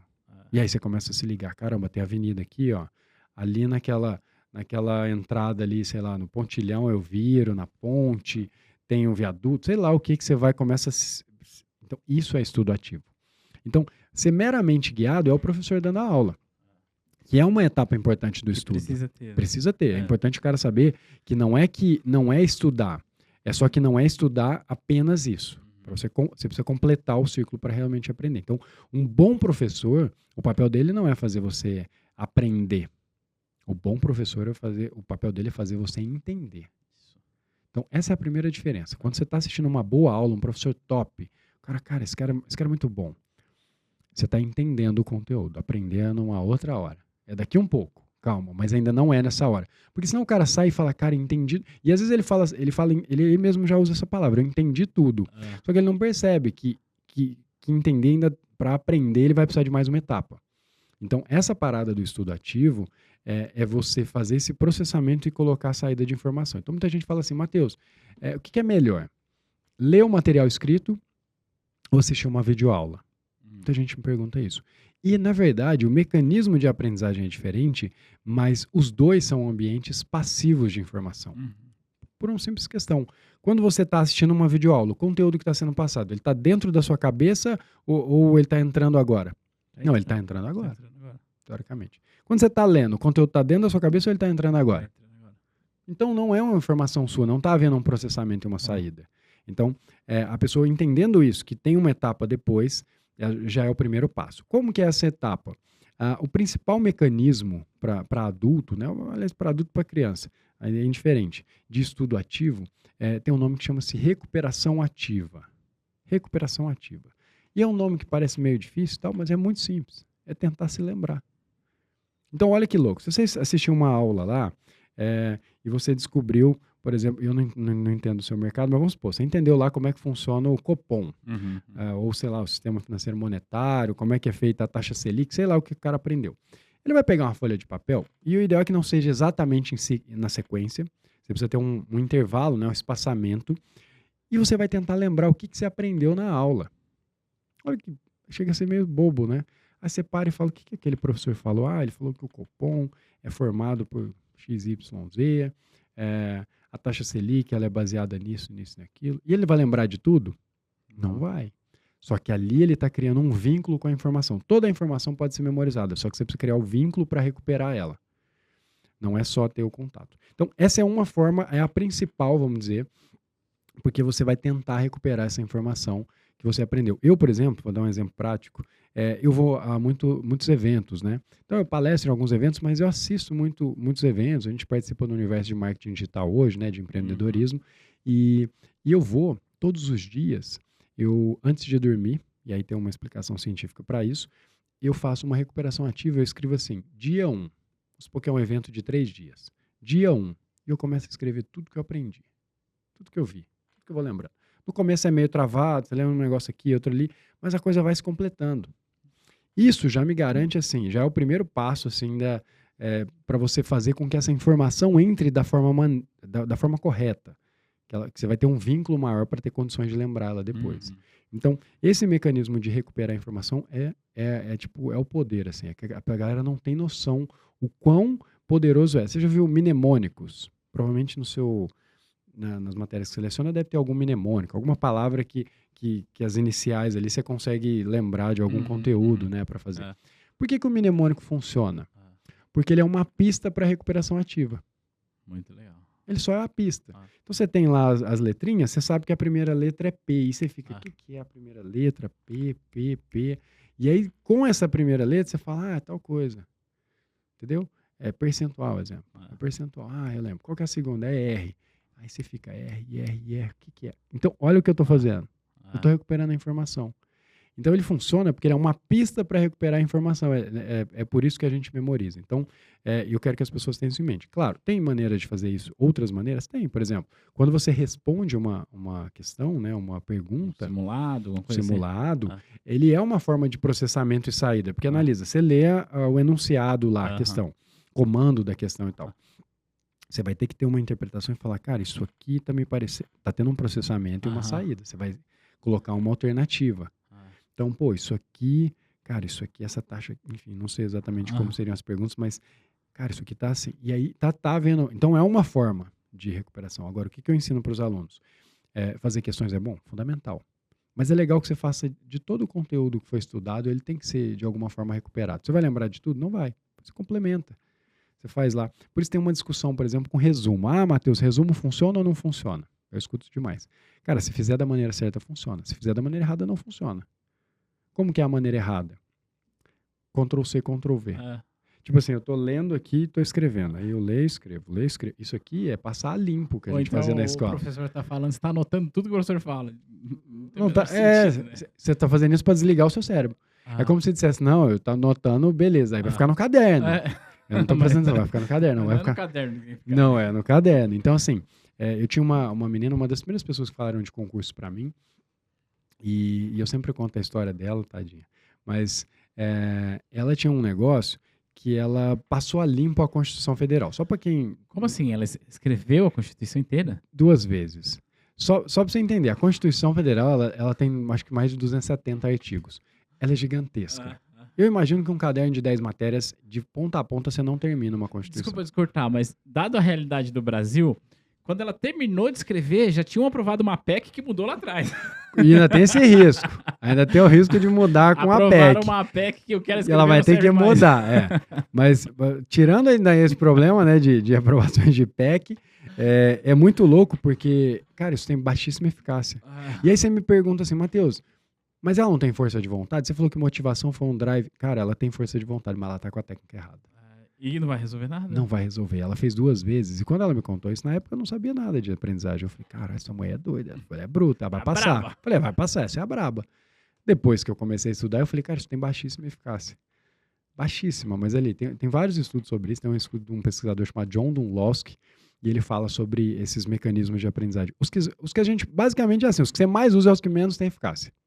Porque o nosso cérebro sempre vai optar mais por mecanismos passivos. É natural, ele economiza energia. O que é mais fácil? Fazer uma prova ou assistir uma aula ali, tipo Netflix, que você encosta o bração aqui e fala, vou assistir essa aula. Coloca um stream na TV, pega uma pipoca. Pô, então assim, tudo que exigir mais, passar a limpo. Exige até da forma mecânica, tá? Ela tem que escrever, não é nem essa relação. Mas assim, mentalmente, ela tá se exigindo? Não, cara, ela lê uma palavra e escreve. Lê uma palavra e escreve. Passar limpo é você dirigir com o Waze. É dirigir com o Waze, não vai aprender.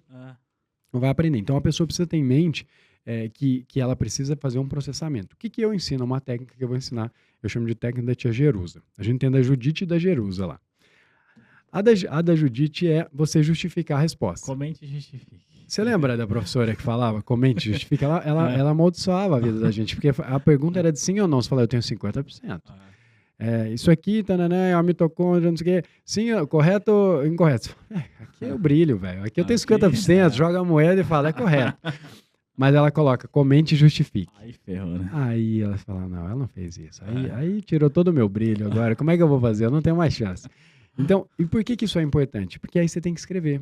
E escrever organiza muito. Escrever é um mecanismo muito importante da aprendizagem. Então, quando você escreve, justifica cada resposta. Mas aí a gente vai além, que é a técnica da tia Jerusa. Essa eu não conheço. Essa daí é a faixa preta lá. Mas é bem simples. Imagina que você tem uma questão. Às vezes, cada alternativa ela vai para um tema. Eles bagunçam ali e colocam mais de um tema na alternativa. Mas vamos supor que o tópico da questão sei lá, fala um tema aí do seu nicho que a galera tem que aprender. Sei lá, vou falar derivativos, que a galera tem bastante desafio com derivativos. A hora que ele escrever a palavra lá, derivativos, ele vai pegar uma folha, depois que ele já estudou, né? Antes, eu comecei a estudar agora, não tem nenhuma referência de nada, não vai fazer. Aí ele vai começar a escrever tudo que ele sabe de derivativos. Cara, tudo. O que eu sei de derivativos?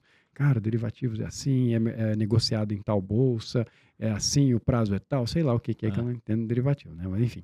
E você vai escrevendo tudo que você sabe daquele assunto. Cara, vai chegar uma hora que você vai falar assim, cara, não, peraí, o que mais? Aí você pega o seu material, é legal, você olha e fala, esqueci essa parada aqui. Isso aqui. Mas primeiro, eu brinco que é igual eu torcer um pano, assim, quando você quer fazer a água, torcer o pano, tirar a água do pano, né? Você vai no começo, que é umas gotinhas, você ajeita a mão ali, dá mais uma apertada, é meio que assim. Você vai se esforçando para tentar se lembrar. O máximo que você conseguir, aí você não conseguiu mais, vai lá e vai, olha, e aí você complementa. Olha que legal. Aí passa a ser um resumo legal. Você complementou com as informações. Da próxima vez, faz a mesma coisa. Uma folha em branco, esquece aquela lá, faz outra. Cara, você vai lembrar umas 2, 3 coisas a mais que você não lembrava. Aí você faz de novo. Vai chegar uma hora que você lembra tudo, velho. É muito bizarro. Você fala, caramba, eu não sabia que eu tinha tanta informação desse assunto. E aí, quando você vai dar uma aula, você vai responder uma questão, você sobra. Essa é a real, você sobra, porque ninguém faz isso. A galera fica ali, vai tentar achar a alternativa certa, vai marcar uma, ele abordou 3, 4 temas. Você tem condição de fazer uma revisão do tema inteiro. O tema inteiro. Ainda falar para a banca examinadora e fazer, essa questão que você fez aqui, ela poderia ser melhor. Faz assim. Ficou fraca. Vamos falar sério, ficou fraca. O principal, né, da informação aqui vocês não colocaram. É tipo isso. Então você começa a ficar, você vê que tem um poder. Então, essa questão de fazer essas questões dessa maneira é uma coisa muito poderosa. E a gente sabe isso empiricamente. Por exemplo, quando você tem que dar uma aula de um assunto, é uma maneira extraordinária de aprender. Você aprende. Tem um ditado que fala, né, que é aprender sobre um assunto da aula dele. Que na hora que você começa a falar, você começa a criar a sinapse, você vai organizando a informação na sua cabeça e você vai colocando para fora e a sua memória começa... Porque não é só a memória, é o vínculo com a informação. Essa é a recuperação da informação. É você pegar ela lá e criar um canal para sempre acessar ela. Porque as pessoas não têm esse canal, porque só recebe conteúdo. Então, por qualquer um que está ouvindo a gente ou que estiver assistindo, é simples estudar ativamente. É cansativo. É bem mais cansativo. Porque você imagina você pegar uma questão lá, está escrito derivativo, você vai tentar escrever tudo que tem de derivativos. Você vai dar uma travada, vai ser doído, e você vai falar, putz, por isso que não tem essa história de estudar tantas horas quanto a galera acha que tem. Ou pelo menos não tem da forma correta. Tá, como mero espectador, assistindo padrão Netflix ali, né? Você senta ali e vai assistindo, você consegue passar o dia todo e vai que vai. Maratonar, você acaba rapidão. Ainda mais se for uma aula dinâmica que o professor acaba deixando. Você fala, pô, que legal, mas isso não é estudar, né? Não é. Então, assim, você tem que ter uma sessão de estudo, ela tem que ser sozinha. Então, também não tem esse mito, né, de estudar em grupo. Não, a aula pode ser em grupo, mas na hora de estudar mesmo, de aprender, você tem que estar sozinho ali, fazendo seus esquemas, fazendo questões, montando, tentando se lembrar dos conceitos. E isso é estudar. Vai exigir mais, vai ser mais difícil, tal, você vai escrever. Por exemplo, eu estou indo para a minha aula de neurociência, né? Que é na Unifesp aqui, lá em Santos. E eu tenho um caderno. E muita gente deve pensar, pô, o caderno da Matheus deve ser a coisa, né? Primeiro que eu já tenho a letra horrorosa. Mas o caderno que eu tenho é um caderno, e vou fazer propaganda que talvez este patrocínio, é da Tilibra. Ô, Tilibra, fica a dica aí. Tilibra, já manda o Pix. E esse caderno da Tilibra eu paguei R$8. É um caderninho capa dura, sem pauta, porque aí real, o fato dele não ter as linhas, né? Ele tem uma questão realmente que ajuda, né? Na parte visual e tal. É melhor a pauta, ela embaralha. Por isso que eu falei, a questão da parte visual. Então, o meu caderninho tá ali, depois eu posso até pegar um caderno, que eu escrevi uns conceitos, eu assisto aula, como todo mundo, assim como leio também, eu tento explorar mais o assunto, né, principalmente os que tem mais relevância no meu mas é basicamente um caderno que, olha como eu faço, eu tenho 2 cadernos, na verdade, eu tenho um, que é o que eu uso na aula, e olha como eu faço, eu vou explicar uma parada bem interessante, que são três momentos, e a pessoa pode seguir ou não, mas alguma coisa ela acaba conseguindo. Eu tenho 2 cadernos. Um é o definitivo, que é o caderno que vai ser depois o meu guia, depois para revisar. Mas eu tenho um que é o que eu fico durante a aula. Eu anoto algum conceito, um insight, alguma coisa que eu entendi, eu quero pesquisar sobre isso, até para deixar a mente mais focada na aula, tá? O meu objetivo é anotar para deixar a mente focada na aula, beleza. E aí eu anoto algumas coisas. Quando eu vou fazer a primeira recuperação dessa informação, eu pego uma folha desse mesmo caderno, aí é um caderno grosso, assim, de 10 matérias. Eu pego numa outra matéria e eu começo a tentar me lembrar tudo que eu vi na aula. que esse cara ensinou? Ah, tal. Ah, como é que chamava o autor? Ah, o cara chamava tal, o nome do cara. Pra lembrar o autor, cara, eu nunca lembrei o nome de um autor na escola. Hoje eu tenho um monte que eu lembro, por conta disso. Aí eu escrevo lá o nome do autor. Escrevi o nome do autor, escrevi os conceitos e tal. Então, esse teve a primeira da aula, teve essa segunda. Beleza. Essa segunda, eu vou ali, e aí eu torci o pano. Tentando lembrar, algumas coisas faltam, eu volto, falo, ah, tinha isso aqui que eu não coloquei, beleza. Depois disso, eu vou fazer mais uma, que aí é nesse caderno definitivo, que é a hora que eu faço o meu resumo mesmo, que vai ser o que vai ficar ali para quando eu for revisar, e aí eu já complemento. E aí tem um ponto importante. Você não faz um resumo na primeira vez que você está vendo o conteúdo. Tá desorganizado na sua cabeça. Como é que você quer já quer resumir uma parada que você nem entendeu? Tá chegando agora? Vai devagar aí. Tipo, acabei de ver o assunto aqui, eu vou fazer um resumo top. Não vai, você não entende o assunto. Calma.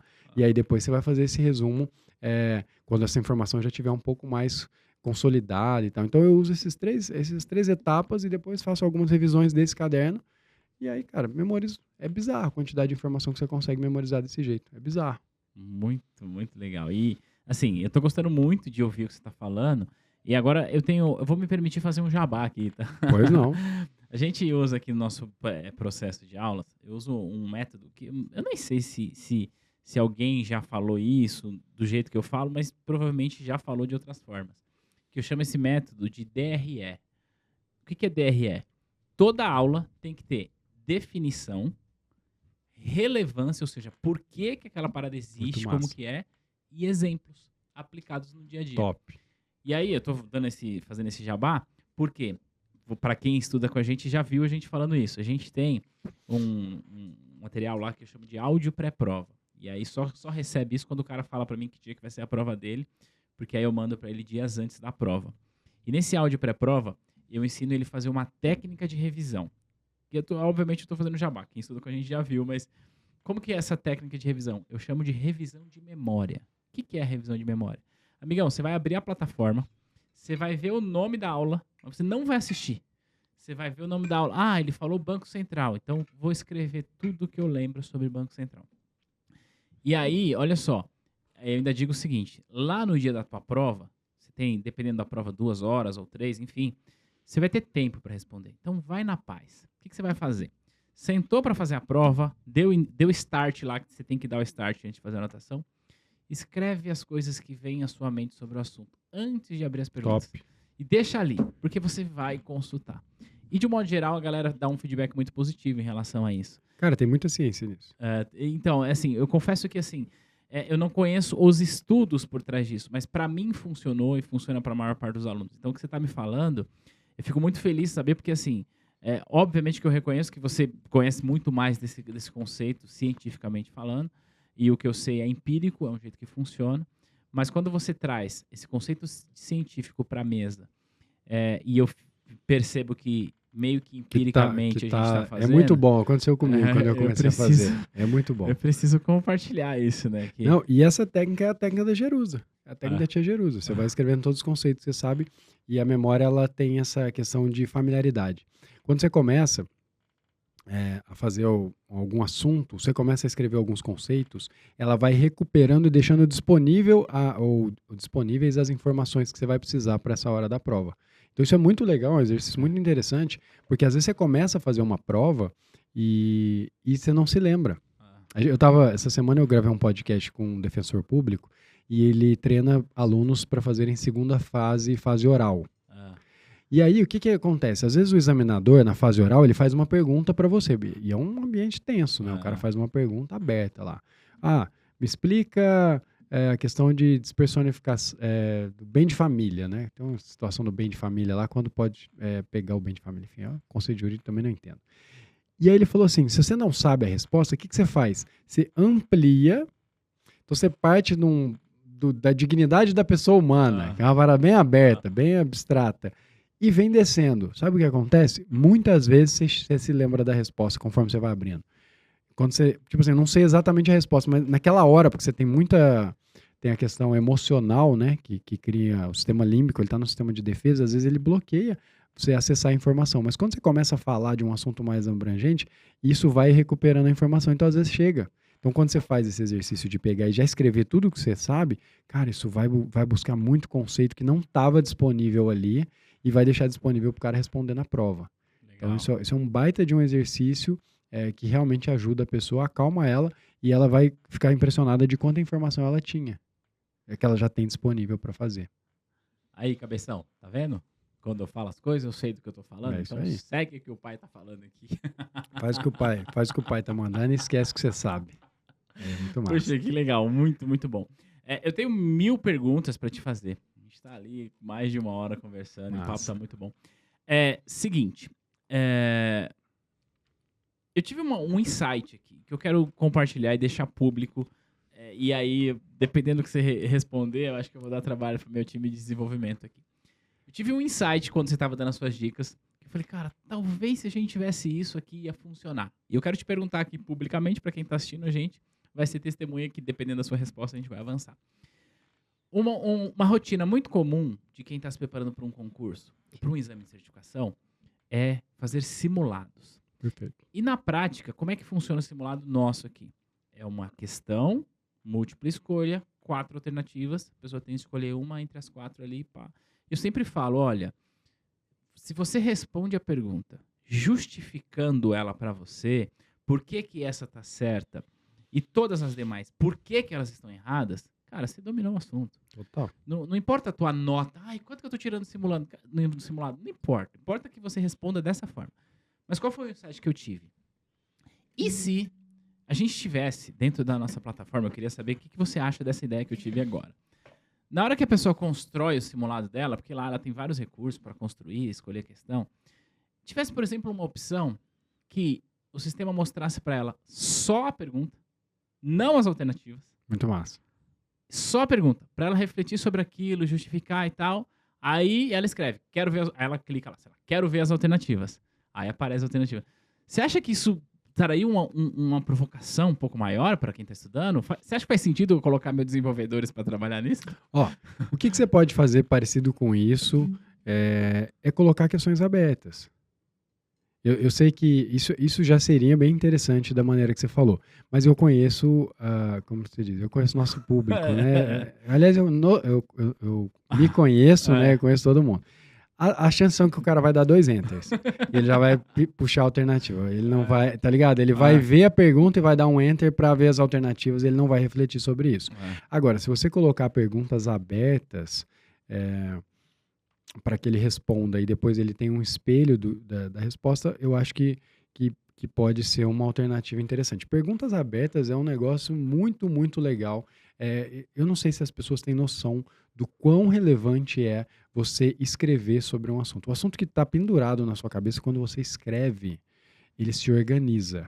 Você tem, naturalmente, você consegue organizar ele de uma forma que vai fazer mais sentido. Então, por exemplo, eu vou fazer reunião, quem trabalha comigo sabe, eu tenho um pacote de rascunho, assim, de coisa, que eu tenho que... Cara, depois eu jogo fora, acabou a reunião, eu jogo fora. Mas enquanto eu estou explicando, eu vou escrevendo, porque vai organizando aquela informação. Então, eu acho que as questões abertas seria algo bem legal. E aí, você fazer o teste se a galera não vai dar 2 enters, seria muito massa. Mas eu acho que corre o risco, pensando no usuário, que ele vai dar 2 enters ali, tipo, para já... Dá logo a alternativa aí. Me dá a alternativa, não quero saber. Eu quero acertar a questão da prova, não quero... não vou virar o... Né, professor desse assunto. E aí que tá, tem muita gente que ele tá pensando, não, eu quero acertar a questão da prova.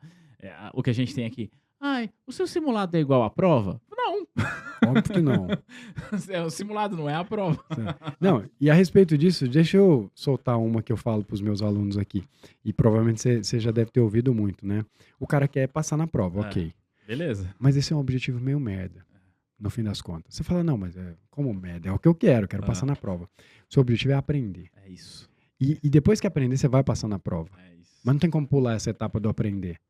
É isso que acontece. Acontece em concurso público. O cara pergunta assim, dá tempo? Você deve ter recebido essa pergunta. Porque eu não sei com qual frequência que é a certificação, mas normalmente o cara sempre tem a pergunta, dá tempo.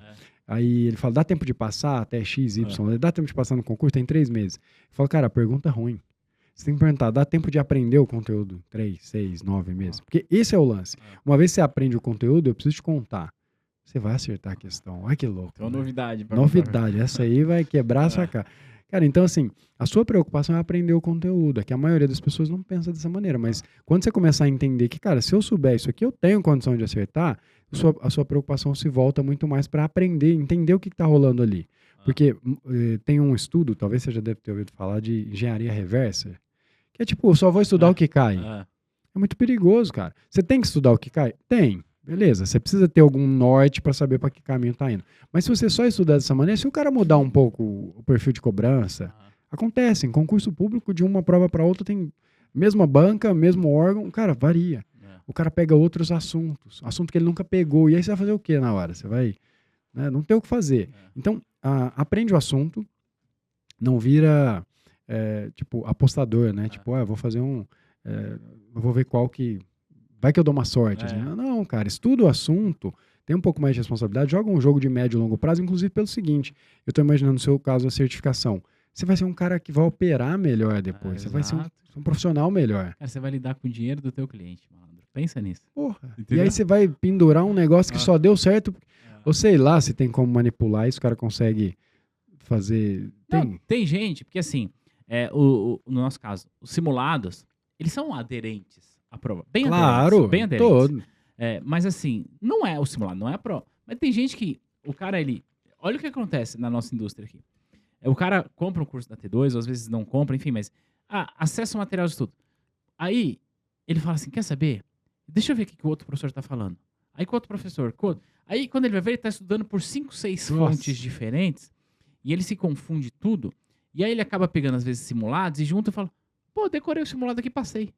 E acontece. Claro. Só que eu falo, meu amigo, essa é a pior coisa que você faz pela tua carreira. Total. E eu não tô falando isso porque eu quero que o cara estude só comigo. Não, não é isso. Eu quero que o cara escolha um método de estudo e siga a porra do método. Seja o meu ou de outro professor. Porque senão você vai se confundir, entendeu? E porque a verdade é essa. As pessoas criam uma ansiedade pela aprovação. Sim. E não se preocupam com o processo de aprendizado. Cara, e aí isso é muito interessante. É óbvio que você tem um objetivo, você quer passar rápido, isso aí todo mundo tem, todo mundo quer ter resultado. Mas uma das coisas que mais fizeram diferença na minha vida hoje como empreendedor, é entender e jogar o jogo do longo prazo. É isso, cara. Então, assim, no curto prazo você pode ser aprovado, mas no longo prazo você é um profissional medíocre. E profissional medíocre perde o emprego, velho. Profissional medíocre perde o emprego e não se recoloca, que aí volta lá. Então, tenha isso em mente. Para entender que, cara, se eu aprender isso aqui, eu vou passar na prova. Se eu aprender e passar na prova, eu vou ser um bom profissional. E se eu continuar me desenvolvendo, cara, o céu é o limite. Não tem jeito de você segurar uma pessoa disciplinada e que faz a parte dela. Não tem como, cara. Eu já quebrei muita cabeça, porque, claro, o concurso público é uma disputa pesada. Bem mais pesada. Você tem, assim, 0,05 vai passar. É menos de 1% que vai passar. É pesado.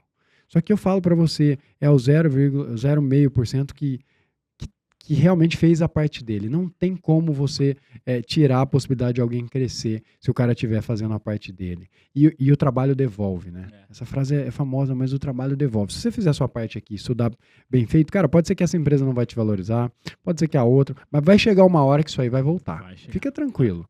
No meu caso, eu estava falando do concurso. Cara, eu passei no concurso em primeiro lugar, eu ralei feito um maluco. Minha esposa é grávida, minha filha depois nasceu prematura, a gente não dormia à noite, foi um mês antes da prova, eu fiquei maluco. Cara, eu me estourei para fazer aquilo ali.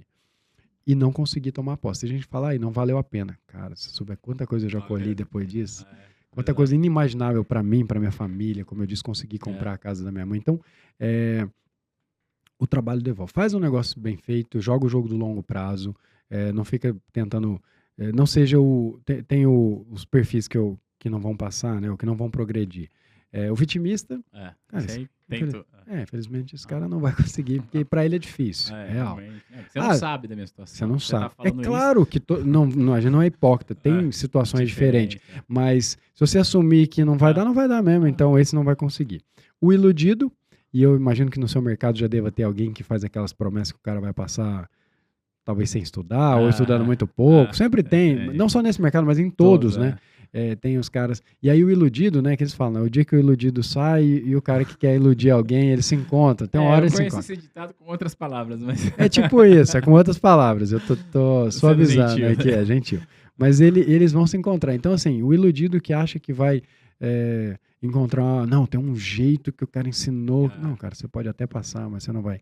E o terceiro perfil que não passa também é o cara que é o imediatista. ou que não vai ter resultado na vida. Porque ele só joga o jogo do curto prazo, ele quer um negócio que é recompensa, ele vai ficar no TikTok, velho, que tem a recompensa ali. O jogo de longo prazo para você ter uma carreira de sucesso, e seja em qual área foi, aqui a gente pode falar realmente de qualquer área, é o jogo do longo prazo. É o cara que está ali todos os dias, fazendo a parte dele, pensando sempre em se desenvolver, porque, pô, lá na frente eu quero estar dessa forma. Então, esse jogo de longo prazo, hoje, por exemplo, eu tenho alguns mentores. Para eu escolher um mentor é algo bem específico. Por exemplo, ele tem que passar por 3 filtros para o cara ser um mentor meu. Primeiro, tem que bater os valores. Isso é importantíssimo. Porque, tipo, se o cara, o cara prega uma coisa que para mim choca num valor meu, sei lá, o cara contra a família, sei lá o que pode ser, que eu falo, não, aqui não vai dar. Então, bater os valores. Depois, ele tem que ter autoridade naquele assunto. Esses dias eu vi um vídeo do Gustavo Lima, e ele tava com o Bruno Marrone numa live, quando ele separou da namorada lá, né? Eu não assisto muito TV, mas esse vídeo eu vi. Aliás, no YouTube, né? E aí ele tava ali diante de um cara que tá casado há não sei quantos anos, que era o Bruno, e o Marrone que tá no 6º ou 7º casamento. E aí ele tava sentado na mesa, e o Bruno falando, não, você tem que voltar com a esposa, e cutucando ele, e o Marrone, não, tem que largar. Não pode ficar, o cara não pode ficar infeliz. Aí eu pensei, qual a autoridade que o Marrone tem pra falar de relacionamento tá no 7º? Você não vai seguir o cara que não tem resultado, né? Mas é fácil seguir o cara que perpetuou um pouco mais. Então eu olho, muitos caras têm resultado. Então, por exemplo, no seu caso, você tem as certificações, você tem as escola. Então, pô, esse cara teve o resultado ali. Eu posso confiar nele nesse aspecto. E o terceiro critério é se o cara joga o jogo de longo prazo. Porque tem gente que vem com umas promessas, às vezes o cara acertou um negócio, ele começa umas promessas muito mirabolantes, umas coisas que você fala, cara, isso aqui não é vida real, velho. Ninguém é criança aqui, né? Seu público não é adolescente, novinho, que tá inocente pra cair nisso. Cara, é vida real, tem que trabalhar, tem que se esforçar, você tem responsabilidades. Então, quando vem umas promessas muito loucas que o cara fala que você vai ter muito sucesso, sem fazer muita coisa, num curto espaço de tempo, eu já falo, não é real isso aí, pra mim já não... Ah, Matheus, mas eu não sei o que. Cara, pode até ter um pico, mas depois tem o vale. Né? É a regra. E hoje tem uma questão da geração que acontece. É que assim, o sujeito, tem 20 anos, tá entrando no mercado de trabalho agora. Cara, ele já quer saber o que ele vai fazer para começar amanhã como gerente. Fala, amigão, vai devagar aí, pai. Cara, o cara entrou agora, já quer, dominar. Não, mas eu... E é bom até para a carreira dessa pessoa, porque ela vai chegar lá preparado. A gente falou aqui um pouco da nossa trajetória, você muito mais do que eu, mas eu disse que a T2 nasceu depois de uma demissão. Se eu tivesse começado essa empresa antes de ter passado por tudo que eu passei, a empresa não existiria mais, já teria fracassado. Inclusive tem os cases aí de empresas quebradas e tudo mais, já aconteceu em outros lugares. E é isso. Você precisou passar por tudo que você passou para chegar até aqui. Total. E para chegar até aqui, Matheus, o papo tá muito bom. E a gente tá falando muito de jogo do longo prazo. Vamos confessar aqui, né? Quem tá assistindo, gente, todo esse tempo já tá jogando o jogo. Já tá jogando não é? Já tá jogando o jogo do longo prazo, porque poderia estar no TikTok, não sei aonde lá. Total. E agora tá aqui. Então, é legal. Parabéns por isso. E eu queria que você contasse aqui para aquela câmera ali, ó. Põe aqui, produção. Aê, aqui, ó, para essa câmera. Como que o pessoal te acha? As redes sociais, e depois eu vou falar de um pacto que a gente tem com a galera aqui. Muito massa. Quem quiser me achar, Matheus Andrade, joga aí no YouTube, você vai achar o meu canal Matheus Andrade. No YouTube eu tô deixando o link aqui na descrição, no primeiro comentário, tá? Legal, o meu Instagram é mateusandrade.me, @mateusandrade.me, e agora a gente tá com o podcast também, o Brabocast, então... Que tá no YouTube também.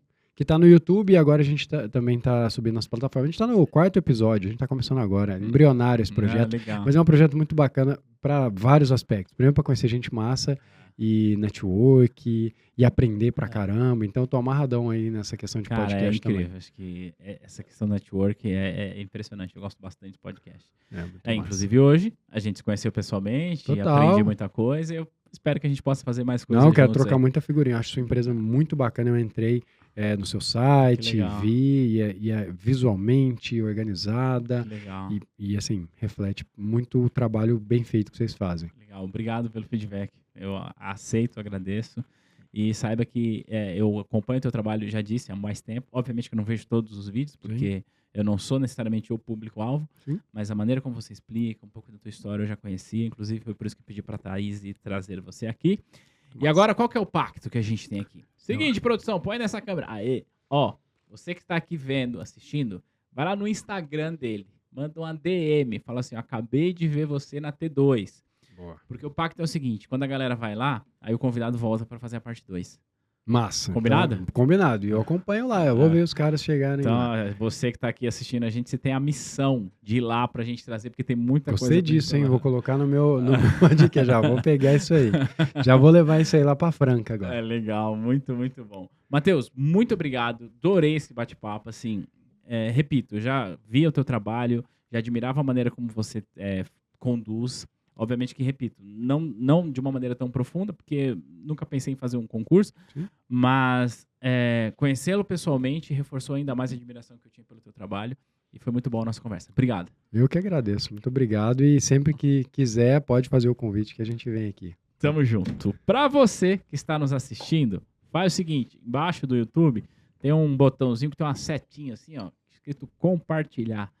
Você vai compartilhar com esse episódio com uma pessoa, mas assim, eu vou ensinar o jeito certo de compartilhar. Você não compartilha um vídeo pegando um link e jogando no grupo, que isso não funciona. Você vai pegar o link, você vai mandar para uma pessoa que você conhece, vai chamá-la pelo nome. Pessoa, olha só, eu acabei de assistir esse podcast, lembrei de você. Vale a pena você assistir por causa disso, disso e disso. Você vai gostar. É assim que compartilha, é assim que funciona. Curti. Vou indicar isso aí também. Matheus, muito obrigado. Obrigadão. A gente vai se ver no próximo material. Grande abraço.